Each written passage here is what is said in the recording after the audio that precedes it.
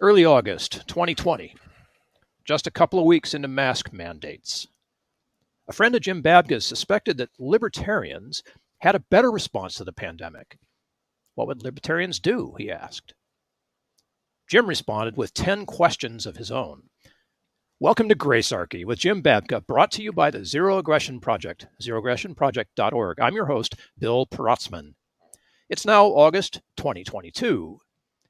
Jim revisited his answer and posted it online. We'll include that link in the show notes so you can read it as well. Jim, did you take advantage of hindsight? Were you able to make yourself seem a bit more prophetic? No, not at all. The article, which I will encourage people to go read, and we're going to go through a little bit here today. We updated the editing of it. We tried to make it clearer, make the reading better, more public, more broad. But I was very careful to only be making the same points that I made at the time, and only to say what we knew at the time scientifically and so forth. So, but people can judge for themselves. They can go look and see. I mean, they would be able to tell if I made a 2021 claim, for example. Right. I appreciate this intellectual rigor because, it's always nice to look back and say, I told you so, but that's not what we're doing here, people. So you asked 10 questions in this piece. The first two, which we'll cover together, have to do with what the economists call the knowledge problem. Yeah. And there's 2 points that I started off this article making. They're incredibly important. They're the most important points we're going to make during this time here. And you would hope, actually, after you made these 2 points, you would be done. You aren't. There's other things you're going to have to say to people. But these are the 2, to me, most salient points. Number 1, who has the greater sum of knowledge? One person or millions of persons? And this question is inspired by the fact that when we first had the pandemic, this is the very end of March, beginning of April, I was called by an Associated Press reporter. And I'm going to say something I haven't said in a public forum up to this point. At least I don't recall having said. I've said it to friends, but not publicly. And that is that there were 8 libertarians or 6 libertarians, I no longer remember the exact number, who were interviewed on the libertarian perspective on the pandemic when this whole thing was brand new. 2 of us held the line. The rest of us said, no, there's definitely a government role. Now, they argued over what it was, and they wanted it to be very humble. They wanted it to be very careful. They wanted it to be limited, but they did not deny that the government had a significant role to play. And I'm close friends with one of the other people that was quoted in that piece. Work with him, as a matter of fact. He didn't hold the line either. And I was pleased that I did that. And I look back at that moment and say I was still right to this day. This was the question I asked the reporter. He's like, does the governor have to coordinate everybody? Like, there's a nuclear bomb coming, and does he have to tell her? No, because if you got the news out, people would begin immediately undertaking actions and figuring out how to do things on their own. The second point, which approach will be more robust? Which one will have more potential possibilities to it? And that is one person coordinating the actions of millions of people, or millions of humans taking single actions and seeing where those go. This is so fundamental that people will try a variety of things, and then we will be able to begin learning some best practices as a result of their efforts. The idea that, the example that I raised, the Associated Press reporter at the time of that article, was, let's say there's a woman who's trapped in a home with an alcoholic, abusive husband and children as well. And going to school is what gets them out of that house. And the woman being able to go to work or do other things gets her away from that situation. Regardless of what other commentary you want to offer on that potential hypothetical, locking everyone together at home under those circumstances might have been less than ideal. It might have been the case that the risk-reward ratio, even if the pandemic was as dangerous as they were telling us at the end of March, and it wasn't, even if it was, she probably might have still made the decision to want to go and be around other people. And that decision should have been hers to make, not some governor in some distant state capital who's never met her in his life. I'm a little bit concerned by the response, but I do agree that more of us working on the problem collectively, perhaps, will surface more solutions. But we don't have a situation here where the government trusts us anymore. Does that make sense? Yeah, completely. And I have had this conversation on another issue just this morning on the Gary Nolan show. So in that particular instance, an Amish farmer for selling natural medicinal products and milk straight from the animal was shut down. His farm was shut down by the federal government, and $300,000 of fines have been levied against him, which will make it virtually impossible. It's going to bankrupt him and make it virtually impossible for him to defend himself. Tucker Carlson, I believe, covered this story this week. It made national news. But I was asked about this morning. Well, we can start running through a variety of scenarios. Did the farmer, in this Amish farmer, did he take people's milk away from them and force them to drink his milk straight from the cow? Right. Well, no. Of course Did he sneak into the grocery store when no one was looking, take them off the shelves, take the milk off the shelves and put his milk there in its place without anybody being the wiser, so that people were conned and bought the wrong milk? No. Of course not. No, this is just, you see where I'm going. Did he hold a gun to people and say, you have to drink my milk? None of those things happened. So the actual answer for why the government believes it's going to be involved, as Gary Nolan is fond of pointing out, is you're too stupid. He says it just like that. He says this frequently because the common thread in this is that they assume we're too dumb to know what's good for us, and they have to stick their nose in and protect us from ourselves. Well, this leads right into the third question, which is, like, if an individual makes a mistake, it might affect a few people. It might even affect hundreds of people, or maybe even thousands. But if the government blows it, we're all screwed. That was my third point, and it's to me, this is another one of these things that ought to be axiomatic. Axiomatic meaning it's a self-evident truth. You don't have to actually explain it. This is a podcast. We're going to do it anyway. But what happens is if someone over here and someone over there and you and me and someone else listening all come up with a different solution to a situation, best practices emerge from that. And the fact of the matter is, people, because they're looking out for their self-interest, will try to drive themselves to the place of security anyway. It's human nature to try to find that spot and to operate that way. The president, on the other hand, or the governor, cannot actually know what that's going to be for everyone, cannot coordinate all the actions to make that happen fast enough, cannot do it even if he imposes by force.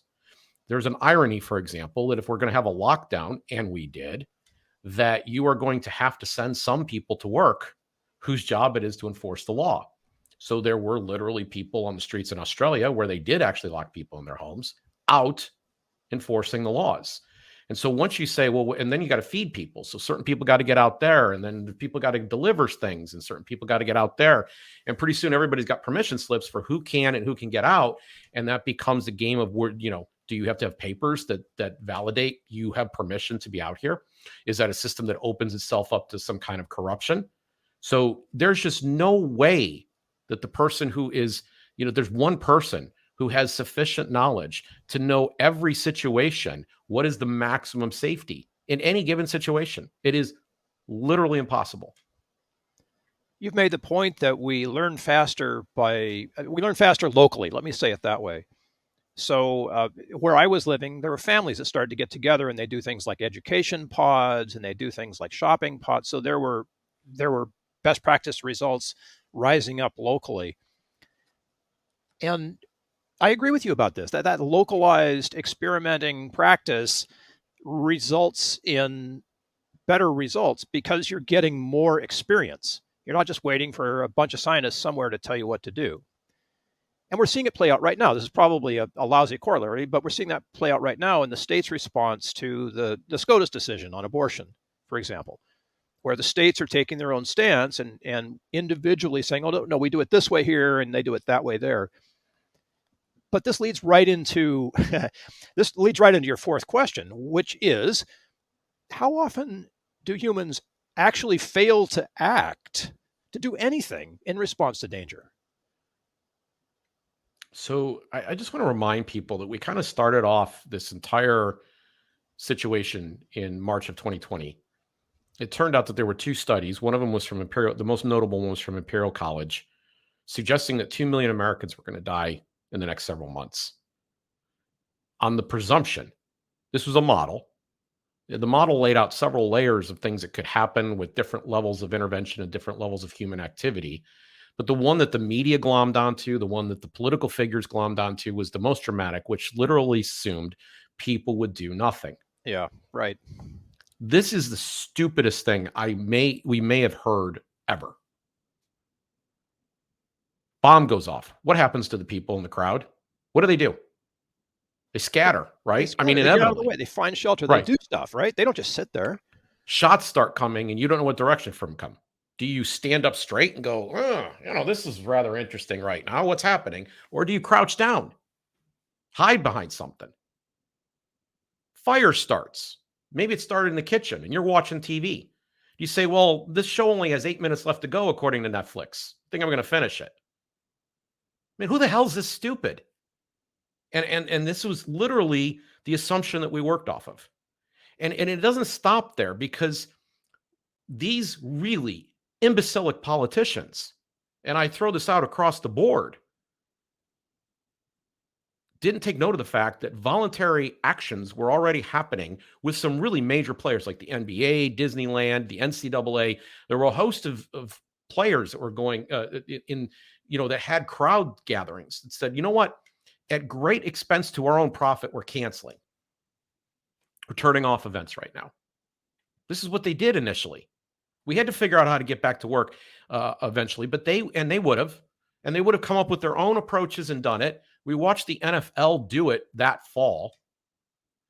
They actually closed their entire stadiums down. They gave up all their ticket revenue. Why? Why did they do that? Because it's bad business to get your customers sick and dying.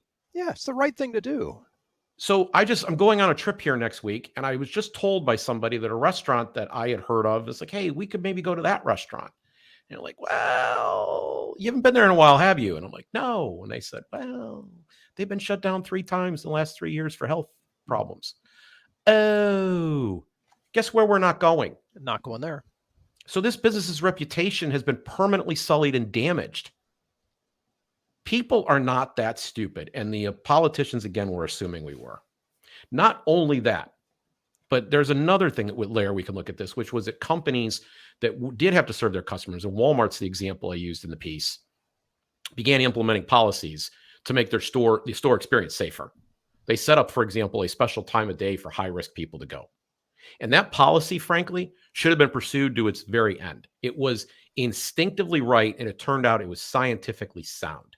It was one of the most scientifically sound things that was pronounced throughout this entire time, and it was abandoned and destroyed because we simply said, well, we're going to close businesses, and then we're going to allow people to go in so long as they have masks on their faces, which we now know did nothing. But there was a time of day that you could have gone if you were a high-risk person, and you would only be in the presence of a small number of other high-risk persons. And you could have taken whatever additional precautions you wanted at that juncture. You could have put on full, gear, whatever you wanted to do. But it was clear that other people, the regular hoi polloi, were not supposed to be there during that time. Senior citizens, people with certain respiratory conditions could go during that time. And companies have a huge incentive to try to satisfy as many people as they possibly can.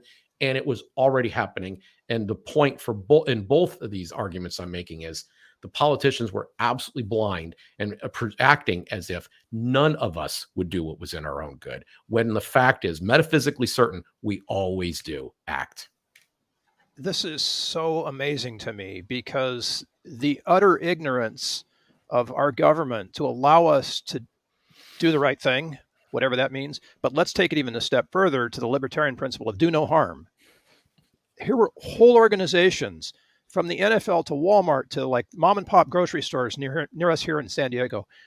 We're doing the right thing. And they were doing it based upon what's the least harm that we can offer our customers who need us right now.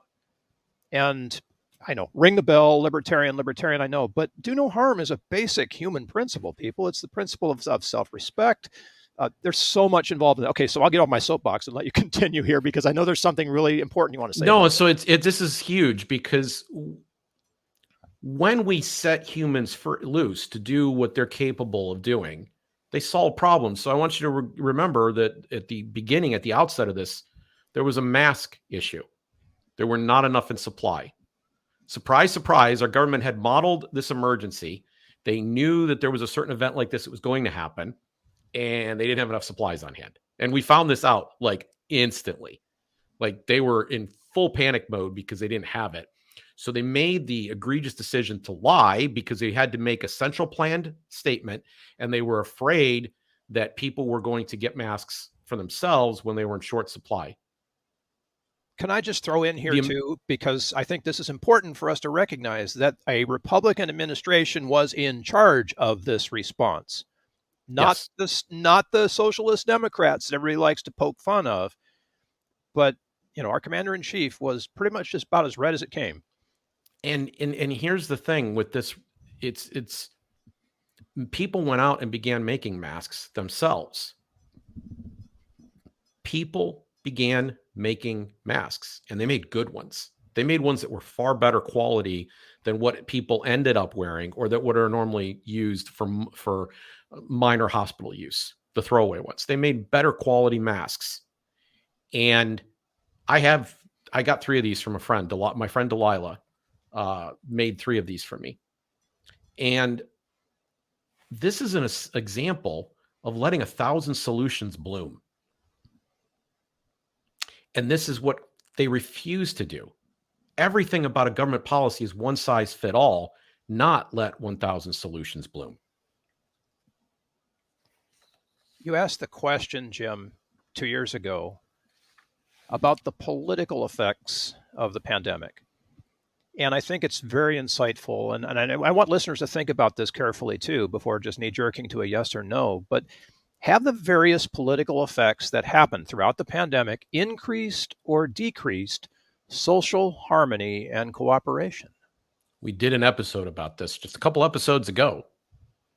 We talked about law versus policy. You can go back and look up that episode.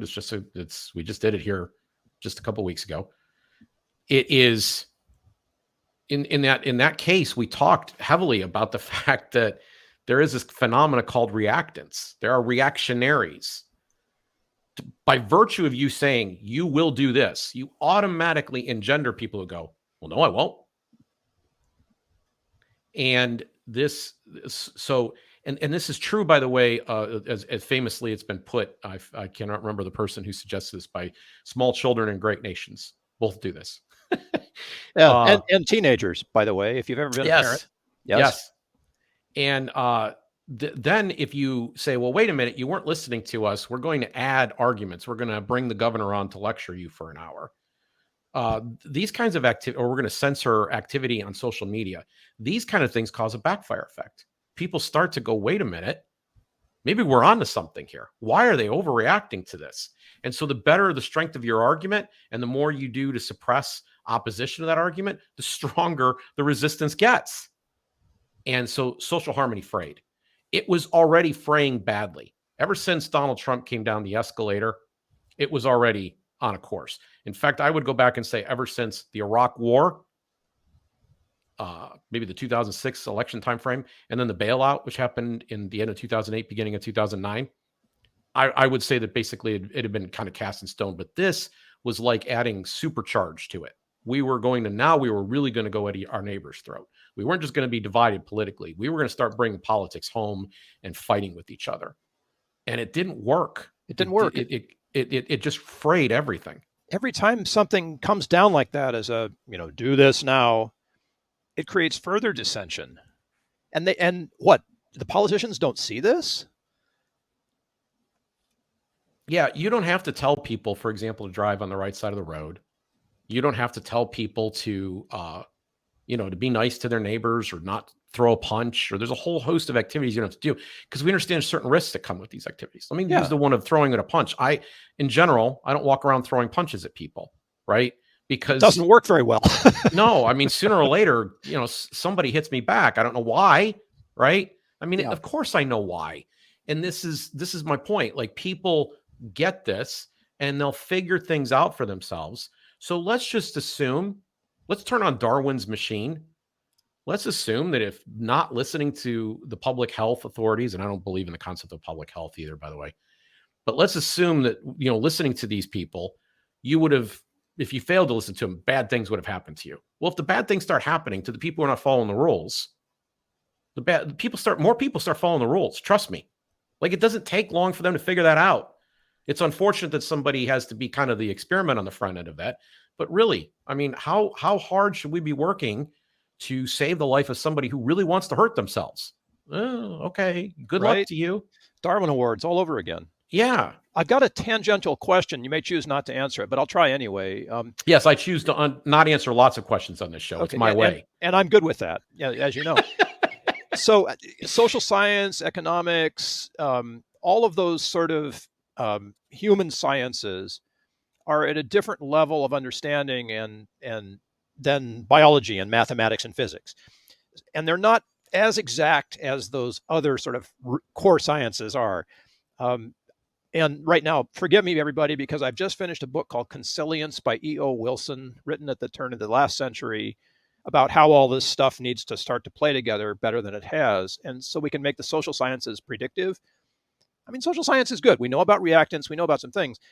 But my question here is, there is research, and we're sort of comparing social science research to medical research. And we know that medical research is going to give us answers that are more predictable than the social sciences will. Yes. So how did things go so wrong on a policy level, given that? Worldwide, too, not just here. Well, there's two answers to that. So there is the problem of social science in the first place. So over the Zero Aggression Project, we have a number of mental levers where we deal with the limits of social science and various social science arguments. It is impossible to prove through a study, and replication is very, very difficult, that one policy is going to work over the other. And one reason that this is so difficult is we don't get the chance to run both experiments at the same time.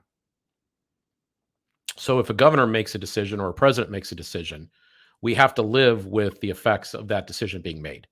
Now, to the degree that the federal government stayed out of the way, and it did at some points in this crisis, but to the degree that it stays out of the way, and there are 50 laboratories of democracy, a best practice can emerge amongst various states, and even in looking at what's going on around the planet.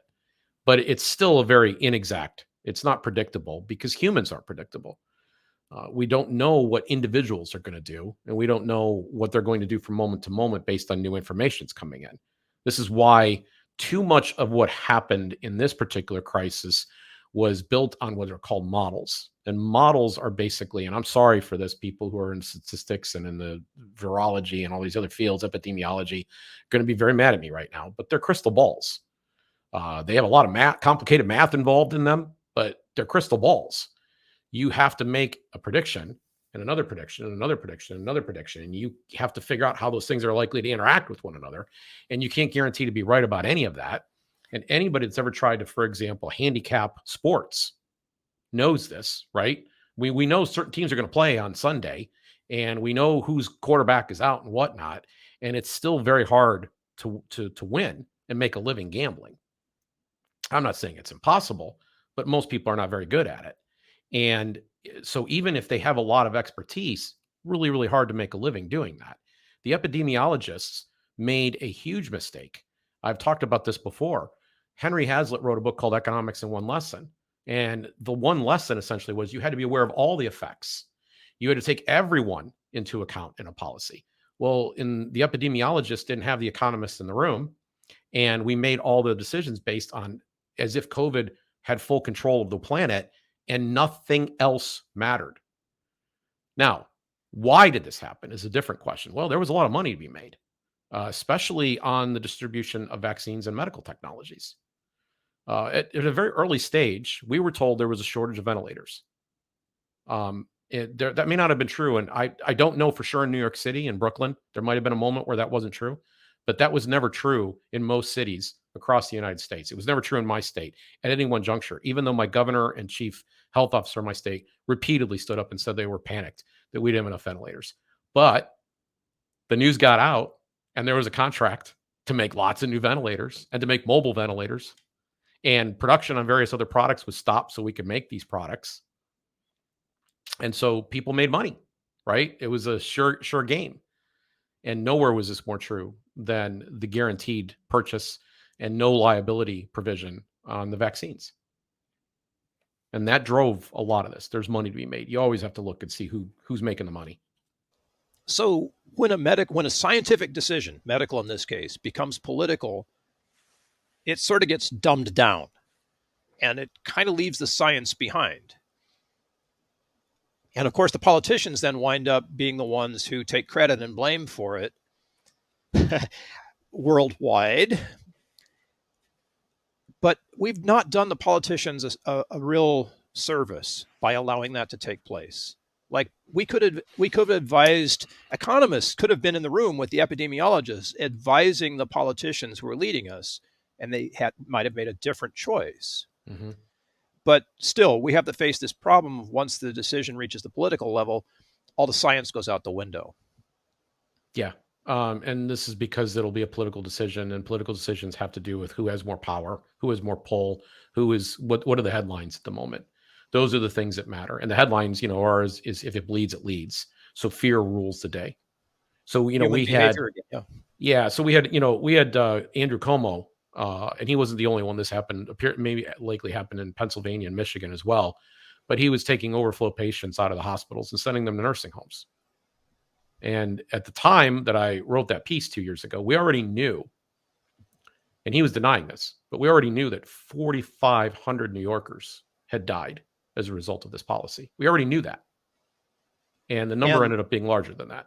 And we allowed this, like as voters, as citizens, we allowed our leader to do this. We not only permitted it, the media was actively working, CNN in particular, to try to elevate Andrew Cuomo to presidential candidate status. Oh, exactly. Sure. But this begs the question, which you asked very astutely 2 years ago, do politicians respond more to fear or facts? People who read the article are going to be told that there's one question that got enhanced a little bit in this. And it was because I wasn't sufficiently clear at the time. It wasn't written. It was more written to a friend than it was written to a broader audience. I added a factoid in here. It was something I already knew 2 years ago. It was what I was thinking, honestly, 2 years ago. So there's the caveat. There's the one time that I made a significant change in the piece. And that was the story of Willie Horton, which to me is an instructive tale. Michael Dukakis is running for president. He was governor of Massachusetts. In Massachusetts, there was a furlough program for prisoners that he had supported. It allowed men who were getting ready to go back and get back in society. It allowed individuals who could potentially be paroled or their sentences were coming near to an end to be able to go out and work and then come back to the prison to sleep at night. They could have an outside job, and it was giving them a head start, hopefully to reduce recidivism. And the program was a tremendous success until a man named Willie Horton went on a murder spree in Massachusetts, Maryland. He ends up, raping and murdering. And that was used as a weapon, a cudgel, by supporters, not the actual campaign but supporters of George H.W. Bush in 1988. And he used it as part of a campaign to demonstrate that Michael Dukakis was weak and ineffective and unwilling to do what was required to fight crime. And so even if this program was working for hundreds of men and by extension, all of their families, so now we're talking thousands of people, one person ends it. And this is the same logic that underlies gun control. This is the same logic that underlies a whole array of acts, that if one person is going to behave badly, no one's allowed to have it. And where politicians know do this because they can't afford the risk. They can't afford the chance that one time something's going to go wrong. And that's their calculus in these situations. So they will overreact, and they will keep the provisions in place long after their effective need has vanished, because they're still scared. And the media, by the way, continues to prey on this with if it bleeds, it leads mentality. So why in the world do we continue to allow politicians and bureaucrats to be involved, assuming that things will be better if they are? I mean, it's okay. Soapbox time again. So everybody, get out your hankies. But and maybe it's rhetorical, but for heaven's sakes, we keep electing these fear mongers instead of responsible leaders. Maybe responsible leaders don't want to be involved. I don't know. But that's the underlying issue that ought to really scare us. And we have a battlefield in government now instead of like cooperative progress on the real issues. It seems our government is only interested in things that allow them to get reelected, not in things that are to the benefit of all Americans or, dare I say it, of the interest to the globe, to the earth. So the state is always a trough. It's a feeding trough for special interests. And they brew up profits at our collective expense. And in the past, I've called this state exploitation. I wrote about, in this piece, something called the collective action problem. And frankly, it's the best writing I've done on this. It's the shortest, most direct, clearest explanation I've given of this. But there are always two sides, essentially. There is the people who are the concentrated interests. They stand to benefit immensely from the profits of having their product or service bought by the government. And so they lobby to get what they want. The taxpayer has very little chance of winning and stopping this, and recognizes that there are far too many fights to be had, can't keep up with all of them. And even if they did win, the win would be almost futile. Like if you're going to save a quarter, or you're going to save $1, or you're going to save $10, why bother? And so they are not going to invest the time and the effort and the trouble to do it. And so concentrated benefits defeats the diffuse cost side, the diffuse taxpayer side every time. But if people want to see this explained and outlined in very succinct, really well organized prose, I nailed it in this piece. I've been talking about this for years, and I really like how I explained it here in the article that we're linking that's attached to this. That is the number one reason why this doesn't happen. It turns out that apathy in that circumstance becomes rational. And that's why they call it rational apathy. Why would you not spend your time on something that is more interesting to you and where you think you're going to have a bigger effect than in all this plethora of fights that you could have because concentrated benefit interests are showing up? I really do believe at the end of the day, we have to reach a point where we say, we don't want the state in all of these areas, and we want human action to prevail. And if a decision needs to be made that is communal in nature, it should be made amongst people who know each other. It should not spread outside of a boundary where I can touch. I should not have any influence or sway over you in California, Bill, from here in Ohio, and vice versa, because we're not connected to each other. We are remote and distant, and we know different people and move in different circles. You're not going to breathe the same air I breathe. It's unreasonable for me to do that. It's unreasonable for me to do it across town. It should be limited to people that are in my area. And it turns out when that happens, there's no contracts anymore, right? If 30 or 40 people are working together on something, who gets the full-time gig out of that job? Exactly. Right. Yeah. It becomes a service that you do. And we've mistaken this representative service. We've used this language. We've stolen it and used it for this gargantuan government we've got. These people are not servants. They profit immensely off of what they're doing because they govern so many of us and they don't know any of us. So that's my ultimate solution to this. There's no way we can keep up with all these things. There's no way we're going to win against the concentrated benefits that are lobbying. We need to be able to govern ourselves here at home in face-to-face conversation.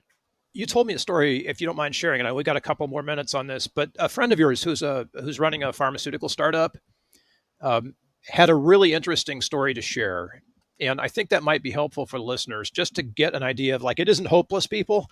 And it doesn't take a rocket scientist, as we like to say, to be able to grasp this and make a difference.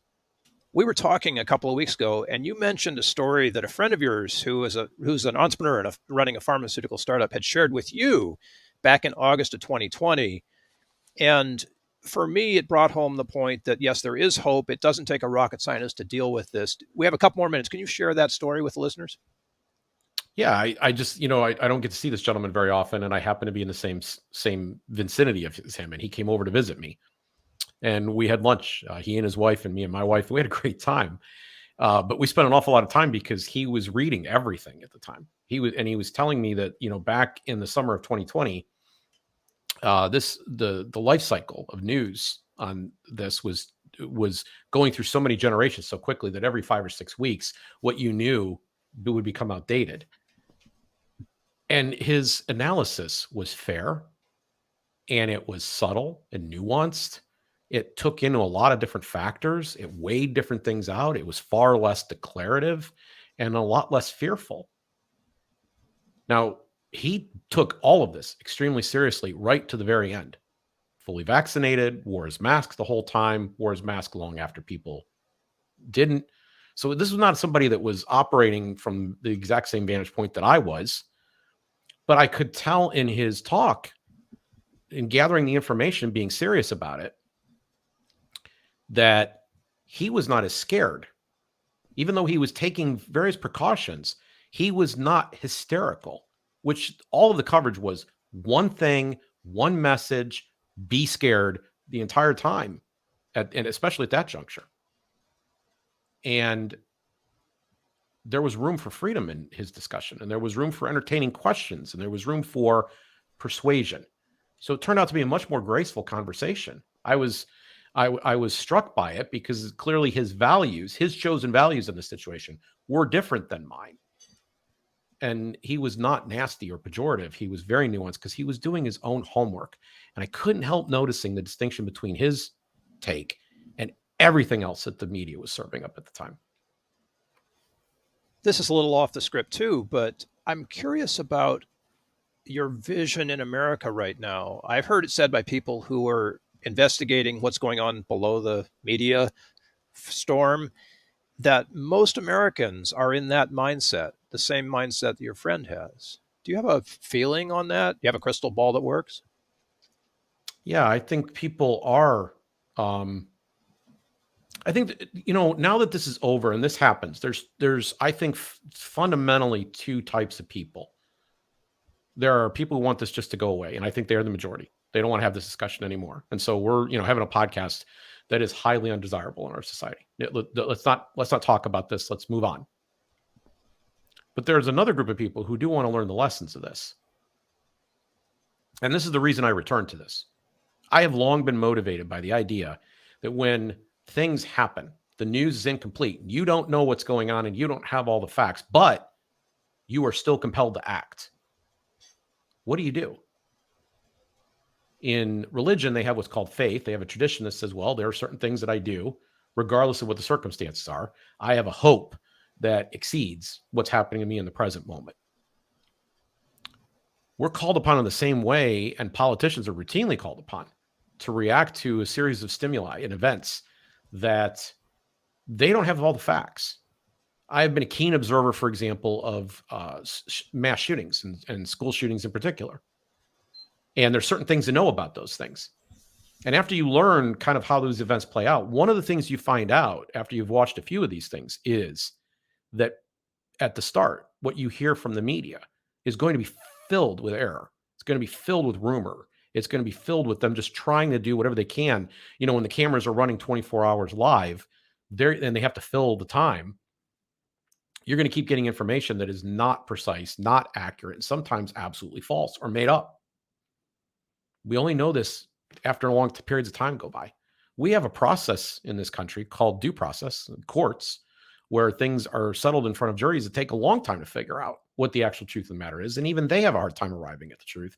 So the idea that anyone's got a monopoly on it, even the people that are standing nearby the scene shortly after it happened, is just phony.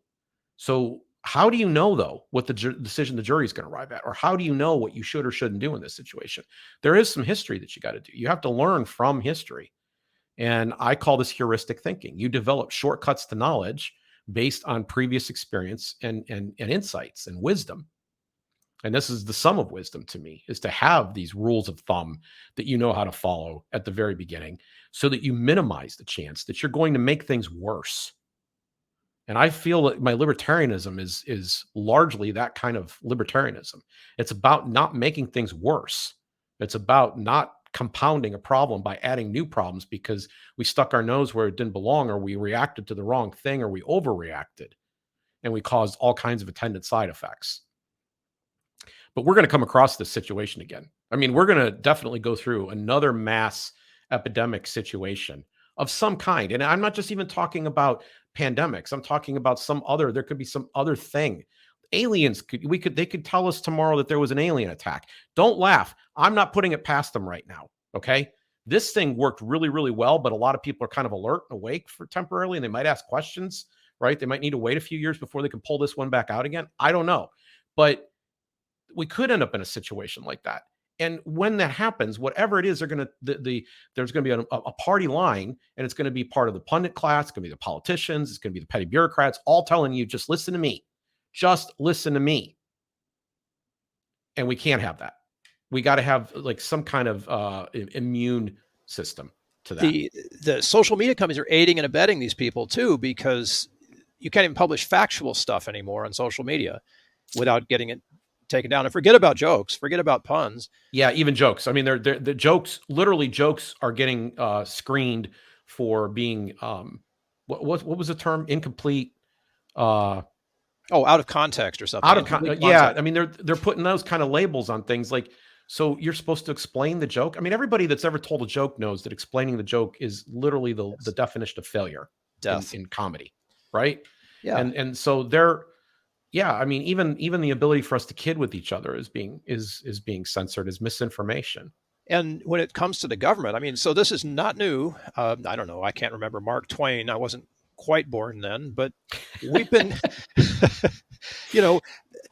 humorous pundits have been questioning the state for quite a while. And in most cases, it's, like George Carlin kind of gets it right a lot of the time.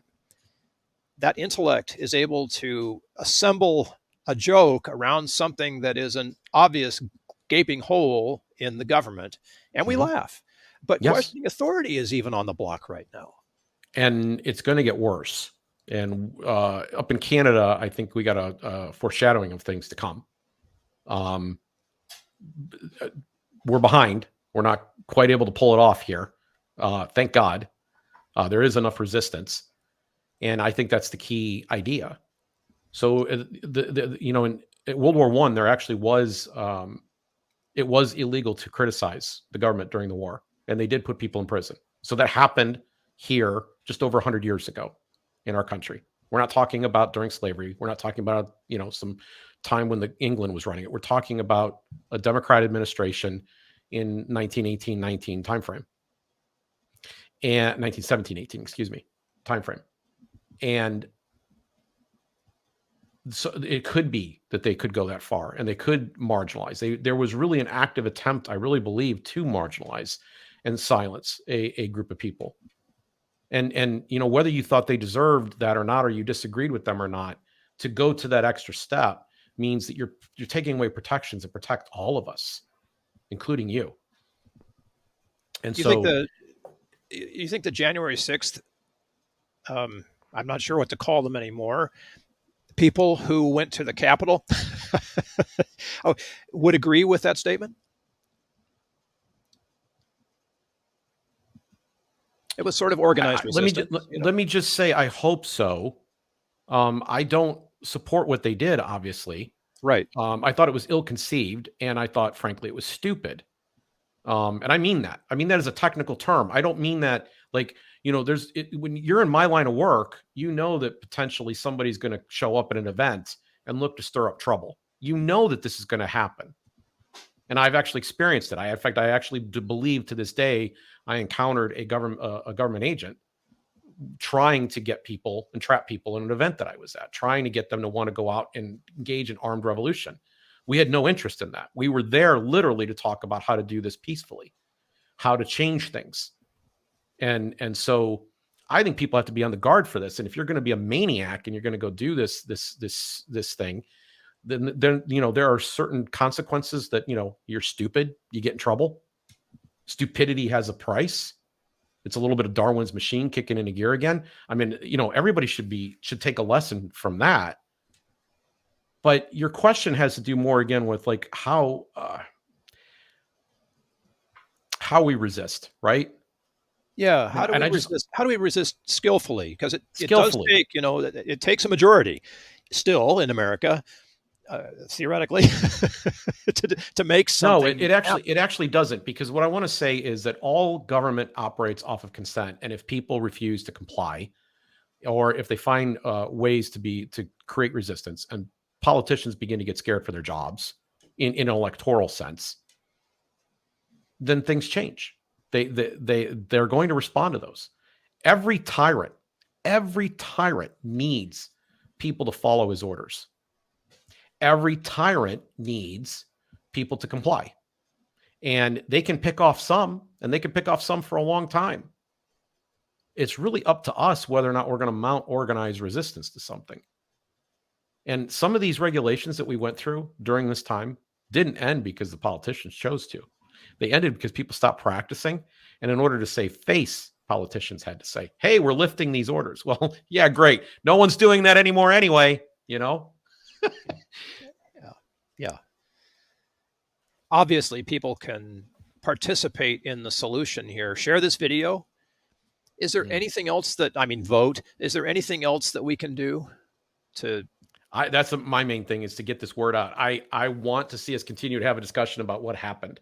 I don't want it to end. And if this is a message again to the Republican Party. You aren't worth the powder that's necessary to blow you away if you aren't going to do the right thing here. If you get the power that you think you're going to get come this fall, then next year we need to start having investigations. I'm not looking for punishment. I'm literally not interested in punishing anybody at this point. I don't care.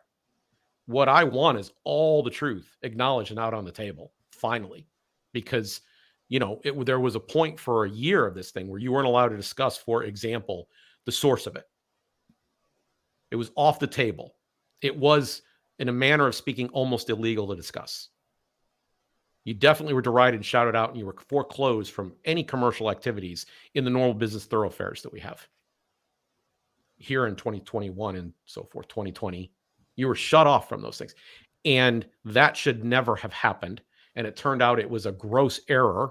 And now the history, the side of the evidence is overwhelmingly on the side that this was not a Wuhan wet market event. In fact, there's no animals. They can't trace. They don't know where it is. They can't do it. I just was a story the other day about the appallingly small number of animals that have gotten COVID. Yeah, it's a very, very tiny number. It should have been much more endemic and all of them too. And the ones that got it were house pets. It's the idea that this started there and then kind of came our direction. There's that story is incredibly, incredibly weak. And this was a point of social conflict. And this was previous to that, a point of social oppression. We couldn't hear the truth. We don't want that. Again, all of this has to do with what we will allow ourselves to be put through. And I'm saying, stop your consent and then share this video. Let's have this discussion ongoing so that we can gather the lessons from this event and transport them to the next one. And if you want to know how to have a skillful discussion, check the episode with Dwayne Lester, who talks about how to sell freedom without a fight. Yep. The method there will work for this conversation as well. You've used a word very courageously, I think, and I want to echo that right now. The response that we experienced from our government during the period of COVID and the pandemic was tyrannical. And I'm saying that advisedly, but I think that's probably the best word to use in the light of the current debate over how much control the government should have over our personal lives, how much control social media should have over what we can and cannot say, even if they're private companies. Am I going over the edge on that, Jim, or is tyranny really the point of the conversation here? Tyranny is a significant point. It cannot be tolerated. It won't thrive unless it's tolerated. It won't thrive unless it's consented to. It won't thrive unless people follow orders to obey it. It requires other people to execute. And most importantly, I think that tyranny is anti-grace. It's not graceful. We've got to allow human beings to protect themselves and their families and have some ability to retain their values and dignity along the way. It just doesn't work any other way. Plus, it's an ethical guide.